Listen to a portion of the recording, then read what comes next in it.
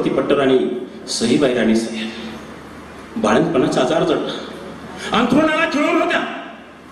1.5 वर्षाचं लेकरू शंभू बाळ, त्याला आईचं दूध प्यायला मिळत नव्हतं. आई आई म्हणून लेकरू टावा फोडत होतं. पण या लेकराला आईचं स्तनपान देखील होत नव्हतं. स्वतःच्या लेकराचं पोट भरत नाही, त्याला आईचं स्तनपान मिळत नाही. स्वतःची आवडती पत्नी त्या ठिकाणी अंत्ययात्रा त्या ठिकाणी सहन करते. तिला नेण्यासाठी यम सुसज्ज झालेला आहे आणि दुसऱ्या बाजूला स्वराज्य घेण्यासाठी तो अफजल खान आलेला आहे. काय अवस्था असेल त्यावेळेला महाराजांची. आणि या अवस्थेमध्ये महाराजांनी विचार काय करावा? कुटुंब जोपासावं, शंभू बाळाला कडेवर घेऊन हिंडावं, आई साहेबांसाठी वैद्यराज घेऊन हिंडावं?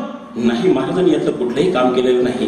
महाराजांनी त्यावेळेला केवळ आणि केवळ फक्त स्वराज्याचा विचार केला. अरे स्वराज्यावर संकट आलंय ना, ते तारण्यासाठीच माझा जन्म आहे, कुटुंबासाठी नाही. आणि महाराजांनी कुटुंबाचा त्याग केला पण स्वराज्याचा त्याग केला नाही.